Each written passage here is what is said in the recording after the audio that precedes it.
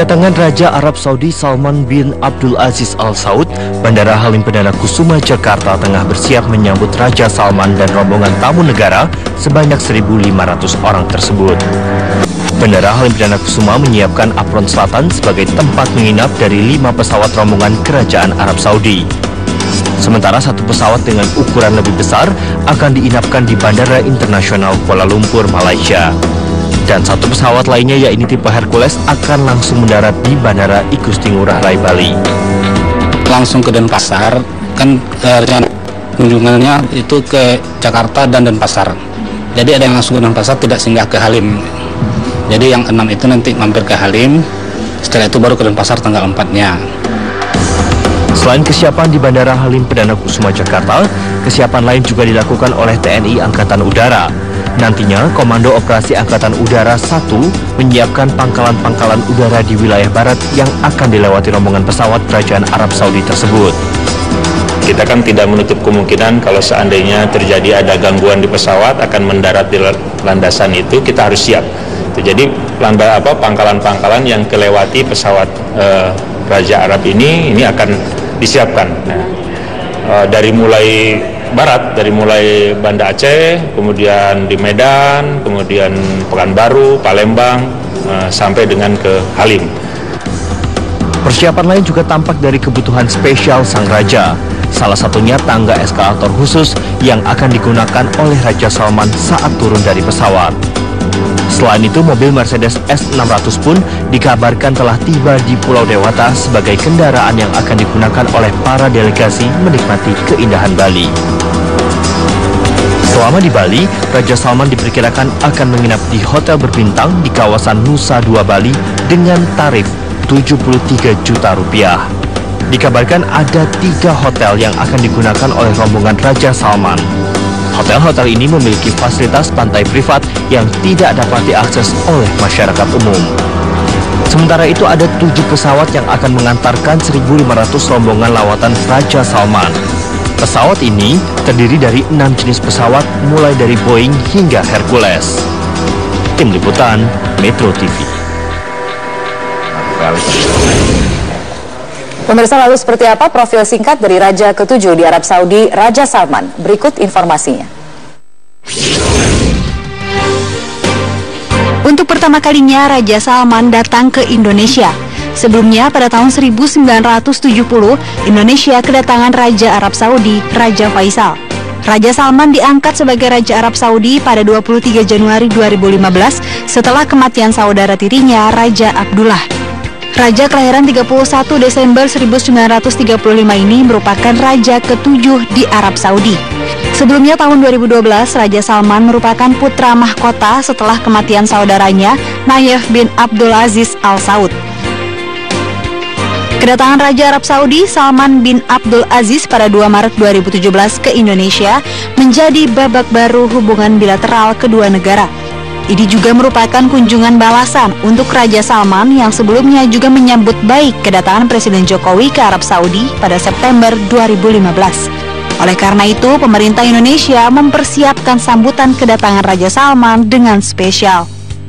Sejumlah kerjasama akan ditekan antara Presiden Joko Widodo dan Raja Salman, diantaranya bidang promosi seni dan budaya, kesehatan, promosi Islam modern, serta pertukaran dakwah ulama, peningkatan frekuensi penerbangan antara kedua negara, hingga penanggulangan kejahatan terorisme. Bandara Ngurah Rai, Bali menyiapkan berbagai fasilitas tambahan dalam menyambut kedatangan Raja Arab Saudi dan juga rombongan ke Indonesia. Ya, rencananya rombongan Raja Arab Saudi akan berlibur di Bali. Menurut Kepala Humas Bandara Internasional Ngurah Rai dan Pasar Bali, Awaludin, salah satu persiapan yang dilakukan adalah melengkapi ruang parkir pesawat berukuran besar milik Raja Arab Saudi. Selain itu, Bandara Ngurah Rai juga akan ditutup sementara selama 45 menit sebelum kedatangan rombongan Raja Arab. Menurut Awaludin, rombongan Raja Arab yang akan datang ke Bali untuk berwisata sebanyak 800 orang. Mereka akan berada di Bali mulai tanggal 4 hingga 9 Maret mendatang. Akan di parking ya di arah selatan untuk pesawat pendukung, ya itu ada beberapa pesawat, dan untuk saat ini yang direncanakan pesawat yang mengangkut Raja Arab akan ditempatkan di Pakistan 27. Kunjungan kenegaraan Raja Arab Saudi Salman bin Abdul Aziz diharapkan dapat menghasilkan kesepakatan yang nyata. Lalu seperti apa arti penting kedatangan Raja Salman dan juga 1.500 anggota delegasinya ke Indonesia? Sudah ada Alimun Hanif, pengamat Timur Tengah dari UIN Syarif Hidayatullah yang bergabung bersama kami pada malam hari ini. Pak Alimun, selamat malam. Selamat malam, Kania. Selamat malam. Iya, Pak Alimun. Terakhir kali seorang Raja Arab Saudi datang ke Indonesia 46 tahun yang lalu. Dan kali ini kita akan kedatangan Raja Salman setelah 46 tahun berlalu. Apa arti penting kedatangan Raja Salman ini? Saya kira ini momentum penting buat baik Saudi Arabia maupun Indonesia untuk kembali menjalin kerjasama khususnya di bidang ekonomi, dan tentu saja efeknya bisa saja pada konteks keamanan nasional di negara masing-masing. 46 tahun yang lalu, saya kira konteksnya waktu itu adalah protes terhadap Israel yang mulai menjarah di West Bank, tepi barat, dan juga menduduki Yerusalem. Itu saya kira protes dunia internasional, khususnya dunia Islam saat itu menjadi. Kalau kali ini saya kira pertama-tama gejolak Timur Tengah, yakni bahwa semakin terdesaknya posisi Saudi Arabia dalam konstelasi kawasan, khususnya keterlibatan Iran, akhirnya dilibatkan Iran dalam proses perjanjian perdamaian di Syria. Saya kira mendorong Saudi Arabia dan juga negara-negara lain termasuk Mesir untuk terus mencari aliansi baru dengan berbagai Indonesia dinilai berarti sebagai salah satu negara yang punya posisi kuat kah? Saya kira ya, khususnya dalam konteks keinginan menjaga dominasi Sunni dalam kebijakan luar negeri di dunia Islam. Itu penting. Yang pertama itu. Yang kedua adalah bahwa perang melawan terorisme, saya kira semakin lama akan dijalankan secara lebih sistematik, sinergi antar negara, bahwa terorisme adalah sebuah langkah politik non-state actors yang harus kita akui bahwa negara bangsa Saudi Arabia, lalu kemudian Indonesia, juga termasuk Pakistan, Afghanistan, dan seterusnya menjadi semacam punya langkah bersama untuk memerangi terorisme. Itulah pada dasarnya adalah jika kita melihat fenomena ini, sebenarnya baik Saudi maupun Indonesia adalah dua negara Islam yang sangat berpengaruh sebenarnya, baik dari segi populasi, kekuatan ekonomi, demokrasinya, dan seterusnya. Di tingkat itulah sebenarnya saya kira efek-efek keamanan nasional di dua negara ini juga sangat penting. Artinya dengan kedatangan Raja Salman ke Indonesia ini juga sedikit banyak mengangkat derajat Indonesia di mata Arab Saudi sebagai salah satu mitra yang bisa diajak beraliansi, begitu ya? Saya kira benar. Saya kira konteks itu kan. Tapi key atau kunci dari semua itu adalah tentu saja kerjasama ekonomi.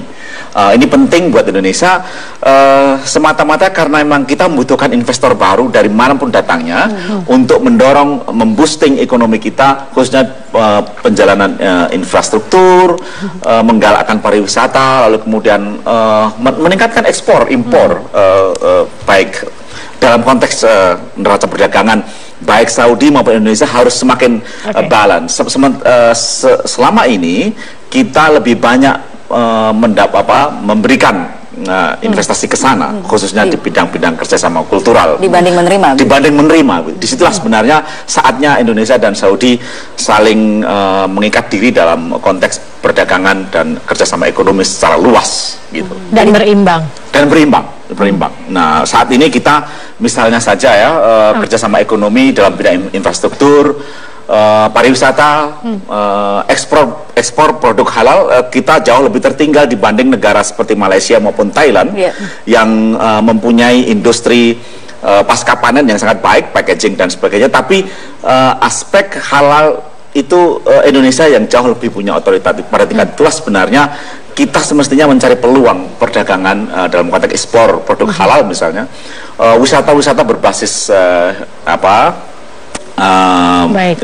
syariah atau apa misalnya. Ada 5 nota kesepahaman yang akan ditandatangani saat kedatangan nanti. Di antaranya adalah ada promosi seni dan warisan budaya, pertukaran ahli dan kesehatan haji, dan juga tadi yang dikatakan sebenarnya pemberantasan kejahatan transnasional dan juga terorisme, begitu. Apa yang bisa diberikan Arab Saudi juga kepada Indonesia untuk menanggulangi terorisme di Indonesia yang saat ini juga kita lihat semakin marak? Saya kira pemerintah Jokowi dan JK mempunyai strategi yang relatif jangka panjang untuk mendorong penyelesaian secara sistematis gitu, bagaimana kita menghindari terorisme. Pertama-tama dia tentu saja penindakan secara langsung melalui Densus, pencegahan melalui BNPT, tetapi juga pemerintahan Jokowi mempunyai strategi lewat pendidikan. Kita tahu persis saat ini Jokowi memproklamirkan untuk mendirikan semacam Universitas Islam Internasional Indonesia. Akan menjadi pusat peradaban. Menjadi pusat peradaban dan kira-kira diseminasi moderat Islam. Pada tingkat itulah sebenarnya Saudi bisa berpartisipasi beraspek mana dia bisa misalnya melakukan semacam kerjasama kultural pada tingkat ini, entah penyusunan kurikulumnya, lalu kemudian penyamaan visi mengenai Islam moderat, mendorong kebijakan-kebijakan yang lebih sistematis tentang anti terorisme dan seterusnya. Nah, entah mungkin juga fisiknya ya, gedung dan sebagainya yang saya kira pemerintah Jokowi harus ada orang yang membisikkan itu pada Raja Salman. Nah, harapan saya adalah Kemenlu misalnya bisa berpartisipasi lewat itu dengan harapan UII, Universitas Islam Internasional di masa depan menjadi pusat bersama untuk menggalang katakanlah diseminasi nilai-nilai di masa depan, visi mengenai apa sih peran agama dalam politik.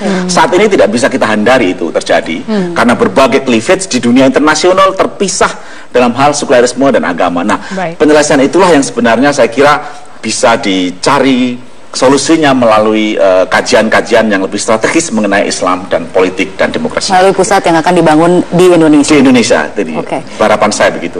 Ya. Dengan kunjungan Raja Salman ini, apakah ini akan menandai era baru dalam hubungan antara Indonesia dengan Arab Saudi? Saya kira penting. Arah ke sana belum bisa terlihat, tapi setidaknya begini. Loncatan batu pertama yang saat ini dibawa oleh Raja Salman dan rombongannya adalah keinginan untuk mendorong kerjasama ekonomi. Dia membawa investor, lalu kemudian bisnismen dan juga keluarga yang juga mendominasi bisnis. Misalnya kerjasama yang sudah ditandatangani, kerjasama eksplorasi minyak di kilang minyak di Cilacap, nilainya 95 triliun. Kalau tidak salah sekitar itu. Sebuah langkah investasi yang saya kira untuk ukuran negara yang sudah tidak mengunjungi Indonesia sekian lama itu besar, sebuah lompatan kerjasama.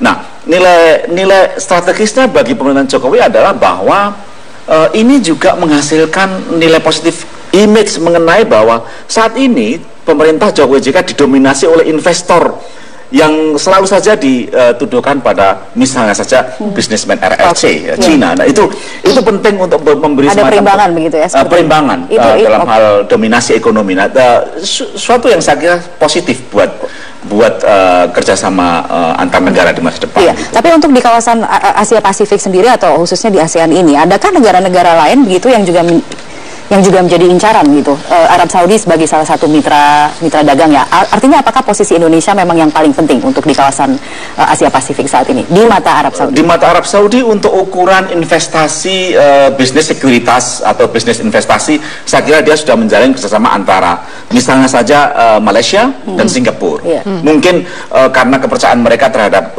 kokohnya institusi ekonomi yang mereka menjadi semacam menaruh percayaan ya terhadap dua negara ini. Karena itu Indonesia untuk ukuran Asia Tenggara kerjasama dengan Saudi relatif terlambat. Saya tidak tahu kenapa, tapi dugaan saya memang berbagai peluang selama ini tidak diupayakan untuk bisa dicari bagaimana kerjasama ekonomi ini terjadi.